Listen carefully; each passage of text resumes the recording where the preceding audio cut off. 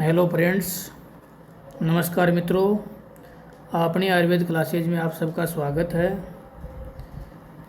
Last lectures में हमने जाना साधारण रस के बारे में। तो साधारण रस संख्या में 8 होते हैं, जो रसशाला का बहुत ही इम्पोर्टेंट टॉपिक है। हर परीक्षा में जो आयुर्वेद से रिलेटेड है, चाहे ऑब्जेक्टिव क्वेश्चन हो या ईयरली एग्ज़ाम में सब्जेक्टिव क्वेश्चन हो, साधारण रसों के नाम और किसी भी एक रस का नाम देके उसके डिटेल में पूछा जाता है। ज़्यादातर इसमें इसके पर्याय, रसों के भेद, शोधन मारण की विधि और इनके योग से बनने वाली औषधि तथा किन किन रोगों में ये काम में आता है और दिखने में कैसा होता है और कहाँ पाया जाता है, ये सब हम साधारण रस के बारे में बता सकते हैं। तो अभी तक हमने 6 साधारण रसों के बारे में विस्तार से पढ़ा था। आज का जो टॉपिक है, इसमें हम जो बाकी के 2 साधारण रस हैं, नंबर फर्स्ट है, इसमें 7वें नंबर पे हिंगुल, जो स्क्रीन पे आपको जो इमेज दिखाई दे रही है, ये है हिंगुल। इसको हम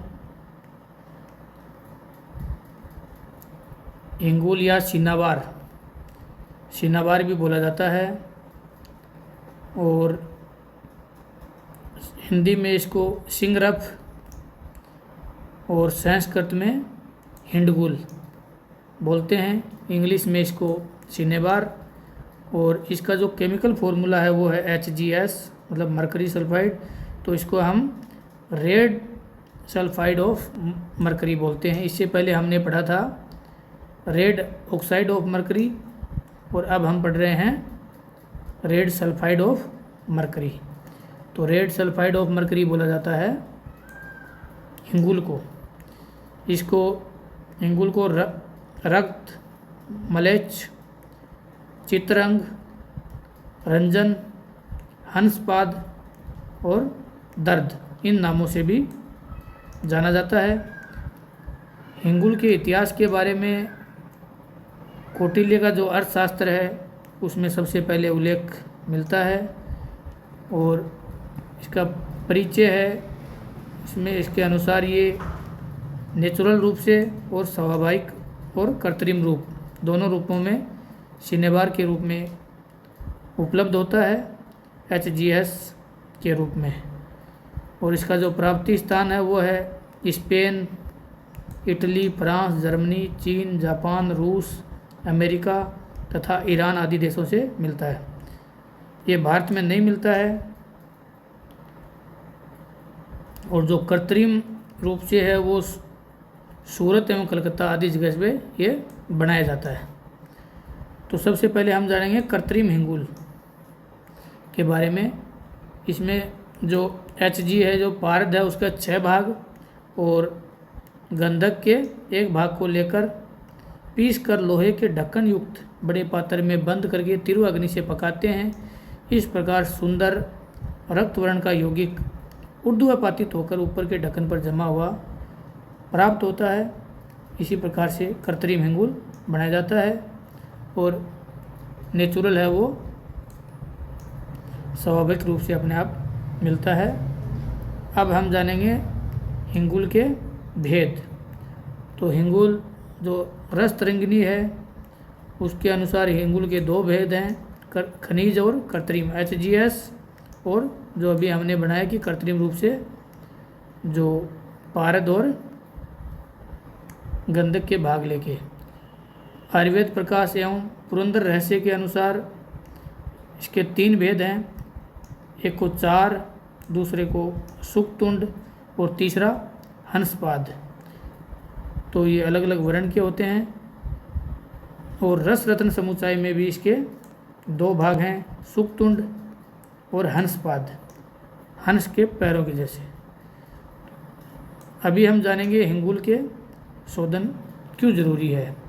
तो क्या है कि शुद्ध हिंगुल का सेवन करने पर अंधता है, कमजोरी है, कलम है, भ्रम, मोह, प्रेम, ये सब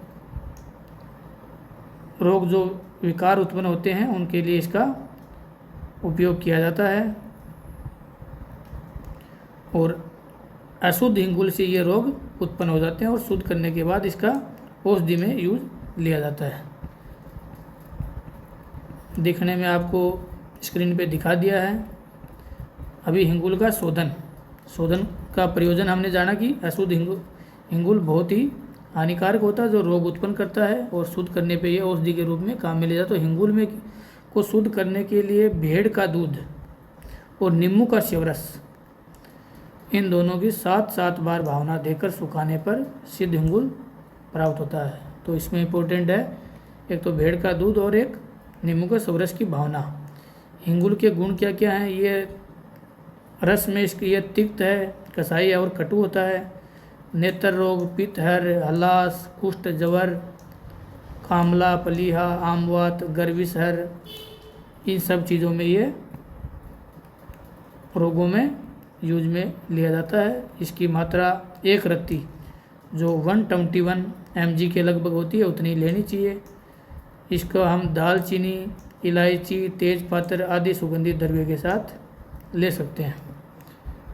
अब है हिंगुल का सत्व पातन, मतलब इसका सार कैसे निकालते हैं। तो हिंगुल को सत्व पातन के लिए जो पातना यंत्र हमने पढ़ा था यंत्र वाले चैप्टर में, इसमें अध्यय पातन करने पे पारद सदर्श सत्व, मतलब पारद है वो नीचे के जलयुक्त पात्र में मिलता है। तो इसके जो शुद्ध के विधि है वो पातना यंत्र के अध्यय पातन से की जाती है। वो आप यंत्र वाले चैप्टर से पता कर सकते हैं। हिंगुल के योग, मतलब हिंगुल से बनने वाली औषधियाँ: हिंगुलेश्वर रस, आनंद भैरव रस, कनक सुंदर रस, जवर मुरारी रस, बसंत मालती रस। तो ये औषधियाँ इनसे बनाई जाती हैं जो मार्केट में अवेलेबल रहती हैं। अब हम नेक्स्ट जानेंगे मुर्दा शंख। मुर्दा शंख को लिथार्ज बोला जाता है। ये साधारण रस में 8वें नंबर पे रस के बारे में हम जान रहे हैं जो लास्ट वन है। दिखने में आपको दिखाई दे रहा है, मुर्दार सरंग भी बोलते हैं इसको। तो इसका नाम हमने संस्कृत में इसको मर्दार सरंगम,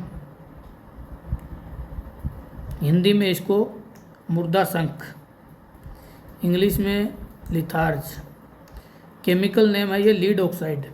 तो ये क्या है? पीबीओ, इसका फॉर्मूला होता है पीबीओ लीड ऑक्साइड। इसको मर्दार सरंग, बोधार सरंग, मुर्दा शंख, मुर्दा शंखक, इन नामों से जाना जाता है। 8वीं शताब्दी के बाद में जो भी रस ग्रंथ है इसमें इसका उल्लेख मिलता है। ये राजस्थान में माउंट आबू में आबू पर्वतमाला, गुजरात, मध्य प्रदेश, झारखंड और विदेशों में बर्मा में मिलता है। ये लीड और ऑक्सीजन का कॉम्बिनेशन यानी यौगिक है। पिताब रक्त वर्ण का होता है और 2 रूप में मिलता है, खनिज और कृत्रिम। इसके भेद, मुर्दा शंख के भेद हैं वो आयुर्वेद प्रकाश में 2 बताए हुए हैं। एक है पीतवर्ण का सदल या खनिज, दूसरा है पांडु वर्ण का, ये निर्दल और कृत्रिम होता है, दल नहीं होता इसमें। तो अभी हम जानेंगे मुर्दा शंख के शोधन के बारे में।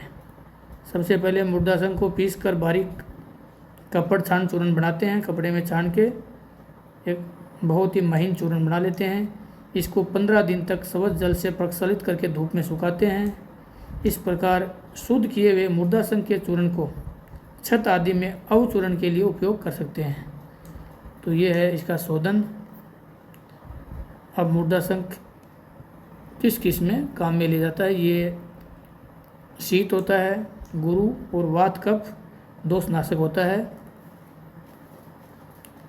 पिरंगज वर्ण, कैस्य वर्ण रोपक, भगन संधान जनन, पामा, कंडू, तवक दोषहर, संकोचकर, इन सब में ये यूज होता है। इसको रसबंधन में भी उत्कृष्ट एवं नाग का सत्व भी कहा जाता है। नाग मीन्स पीबी लेड।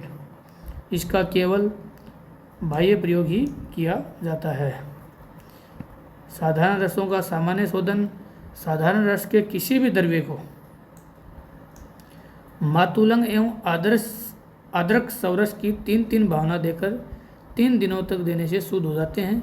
सभी तत्वों का शोधन भी इस तरह किया जाता है। तो इसका मतलब शोधन है उसमें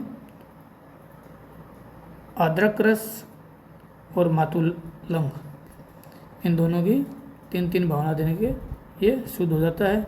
इस प्रकार से हमने सभी साधारण रस जो 8 हैं उनके बारे में विस्तार से जाना है। इसमें 100% हर एग्ज़ाम में क्वेश्चन पूछा जाता है, इसलिए ये बहुत ही इम्पोर्टेंट है। धन्यवाद।